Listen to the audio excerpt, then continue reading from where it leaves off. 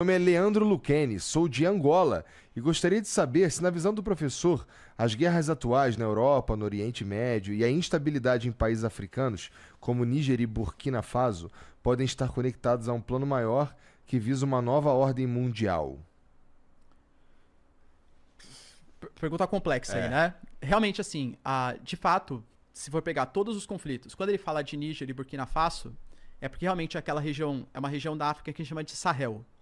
Tem Níger, Burkina Faso, Mali, Sudão, são todos países que estão atravessando golpes militares e, aliás, de governos que eram antigos aliados ou da França, dos Estados Unidos, e agora estão se tornando ditaduras militares, são golpes mesmo, mas que depende da visão que você tem, pode chamar de uma revolução também.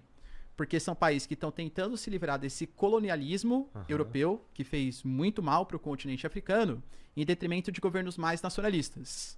Só que quem está ajudando ou financiou esses golpes? A Rússia, por meio do grupo Wagner. Tá? Então fica financiando. Então, de fato, tem toda uma conjuntura geopolítica por trás, né?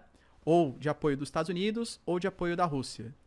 Mas, apesar desse financiamento, dessa guerra por procuração, sempre de Estados Unidos de um lado e Rússia e China do outro, eu não acho que seja parte de uma grande jogo de xadrez, assim, que todos os conflitos eles estão intrinsecamente relacionados. Tenho quase os mesmos atores, mas acho que não exatamente pelos mesmos motivos. Que de fato quer formar uma nova ordem mundial, isso não é teoria da conspiração. O Putin e o Xi Jinping eles falam sobre isso. Que os BRICS, hoje, eles estão servindo a um propósito da formação de uma nova ordem mundial. Uma nova ordem mundial em que os países emergentes eles tenham mais voz do que os países do G7, do que os países desenvolvidos. Até por isso que a China coloca o plano de desdolarização da economia mundial. Hoje, por exemplo, os BRICS, eles têm a intenção de entrada de mais de 30 membros aí, para ser um bloco mesmo, de oposição a esse G7. E olha que interessante, hoje mesmo, com os membros que já estão nos BRICS, os BRICS têm um PIB maior, têm uma população maior, têm grande produção de combustíveis fósseis. Economicamente falando, eles já são mais relevantes que o G7.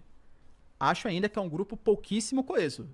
Você tem no mesmo grupo Índia e China, que tem grandes rivalidades militares. Etiópia e Egito, que disputam as águas do Nilo. Arábia Saudita e Irã, que também tem conflitos no Oriente Médio. Um é liderança sunita, outro é liderança xiita.